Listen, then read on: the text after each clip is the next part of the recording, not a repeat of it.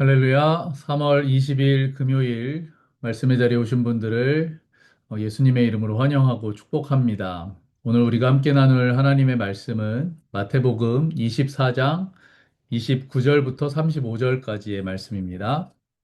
마태복음 24장 29절부터 35절까지 말씀을 제가 봉독하겠습니다. 그 환난의 날들이 지난 뒤에 곧 해는 어두워지고 달은 그 빛을 잃고 별들은 하늘에서 떨어지고 하늘의 세력들은 흔들릴 것이다. 그때의 인자가 올 징조가 하늘에서 나타날 터인데 그때에는 땅에 있는 모든 민족이 가슴을 치며 인자가 큰 권능과 영광에 쌓여 하늘 구름을 타고 오는 것을 보게 될 것이다. 그리고 그는 자기 천사들을 큰 나팔 소리와 함께 보낼 터인데 그들은 하늘 이 끝에서 저 끝까지 사방에서 그가 선택한 사람들을 모을 것이다. 무화과 나무에서 교훈을 배워라. 가지가 연하여지고 잎이 돋으면 너희는 여름이 가까이 온 줄을 안다. 이와 같이 너희도 이 모든 일을 보거든 인자가 문 앞에 가까이 온 줄을 알아라. 내가 진정으로 너희에게 말한다. 이 세대가 끝나기 전에 이 모든 일이 다 일어날 것이다. 하늘과 땅은 없어질지라도 나의 말은 결코 없어지지 않을 것이다. 아멘. 자, 오늘 말씀은 인자가 올 때, 즉, 예수님이 재림하실 때의 장면을 묘사하고 있습니다. 우리는 지난 이틀 동안에 마태복음 24장 전반부에 제자들이 던진 질문에 대한 답변을 살펴보았습니다. 제자들이 어떤 질문을 던졌냐 하면요. 마태복음 24장 3절을 보면 예수님께 이런 질문을 합니다. 이런 일들이 언제 일어나겠습니까? 선생님께서 다시 오시는 때와 세상 끝날에는 어떤 징조가 있겠습니까? 라고 물어봐요. 이런 일들이 언제 일어날까라는 것에 대한 질문은 예수님이 성전 건물을 보시면서 돌 하나도 돌 위에 남지 않고 다 무너질 것이다 라고 말씀하셨거든요. 그러니까 제자들은 그 일이 언제 일어나겠습니까? 라고 질문을 하고 있는 것입니다. 오늘은 그 대답의 정점이라고 할 수 있습니다. 예수님이 이런 일들이 언제 일어날 것인지, 그리고 예수님이 다시 오시는 때와 세상 끝날에는 어떤 징조가 있을지에 대한 말씀입니다. 먼저 오늘 말씀을 보시면 예수님이 오실 때의 징조를 예수님은 이렇게 말씀하십니다. 그날에 해는 어두워질 것이다. 그리고 달은 그 빛을 잃을 것이다. 별들은 하늘에서 떨어지고 하늘의 세력들은 흔들릴 것이다 라고 말씀하고 계세요. 이것은 우리가 알고 있었던 그리고 우리가 의지하던 이 세상의 질서가 끝이 난다라는 것을 의미하고 있습니다. 그러면 그때에는 땅에 있는 모든 민족이 가슴을 치면서 인자가 큰 권능과 영광에 쌓여 하늘 구름을 타고 오는 것을 보게 될 것이다 라고 말씀하시는데요. 예수님이 오시는 사건은 은밀한 사건이 아니라 온 세상이 다 알 수 있는 확실한 사건이다라는 것을 또한 말씀하시는 것입니다. 그날이 되면 세상은 두려워서 떨 것입니다.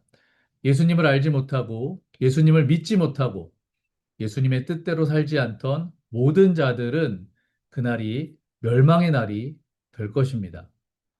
하지만 성도들에게 그날은 공포의 날이 아닙니다.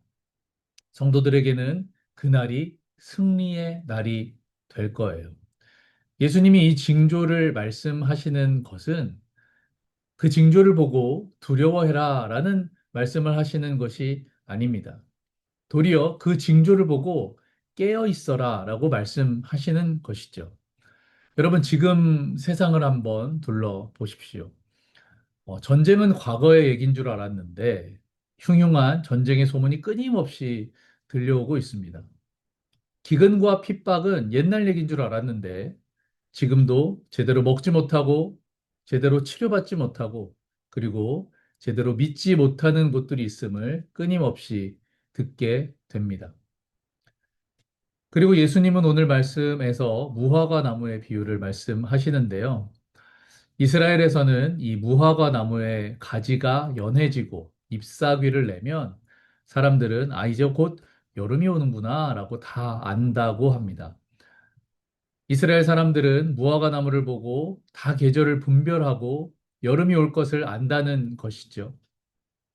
여름이 오는 것도 이렇게 징조를 통해서 알고 있는데 말세의 징조들이 보이는 이때에 어찌 말세가 왔다는 것을 알아차리지 못하느냐라는 말씀이신 것이죠. 여러분, 지금이 말세라는 것에 어떤 설명이 더 필요하겠습니까? 갈수록 진리가 혼탁해지고 영적 혼란이 가중되고 있습니다.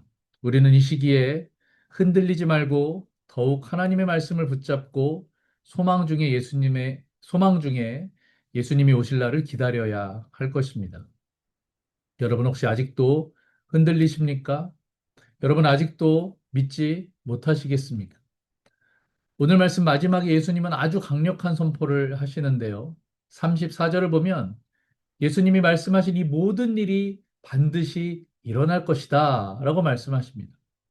35절을 보면 하늘과 땅은 다 없어질지라도 나의 말은 결코 없어지지 않을 것이다 라고 말씀하고 계십니다.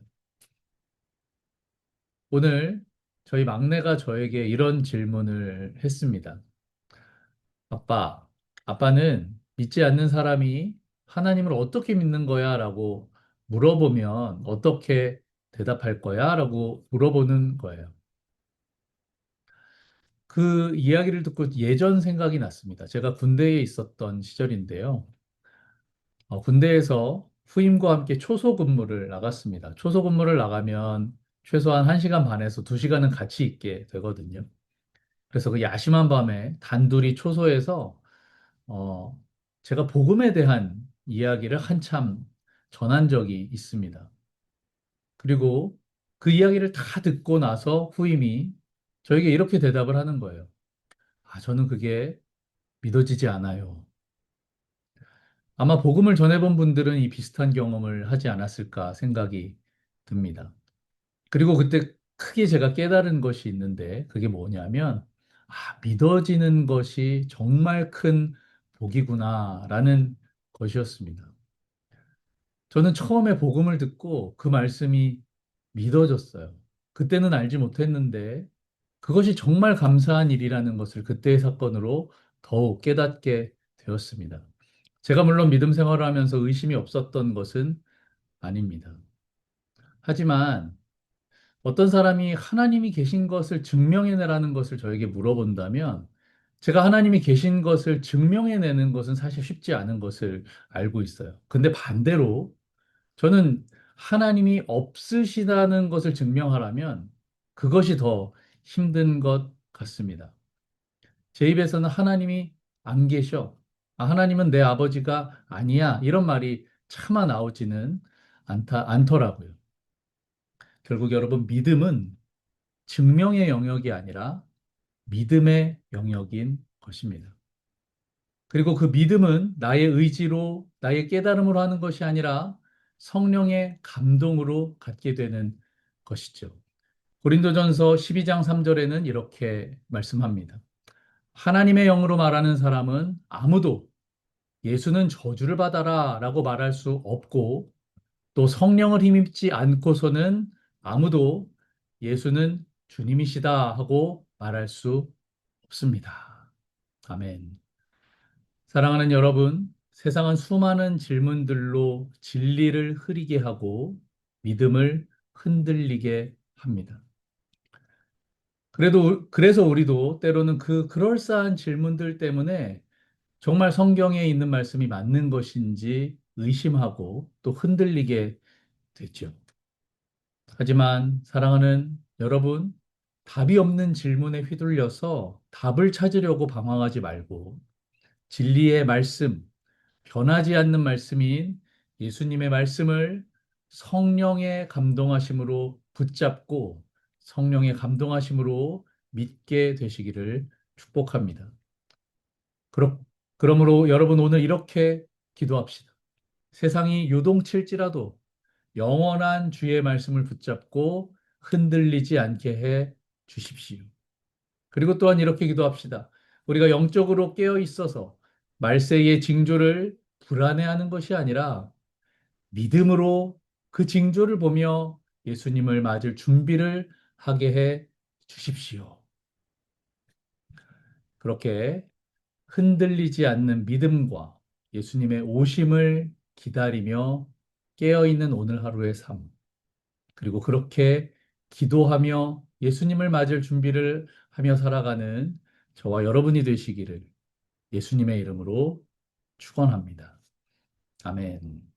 기도하겠습니다. 하나님, 오늘은 예수님의 말씀을 통하여서 말세의 징조를 보았습니다. 말세에 일어날 일들을 보았습니다.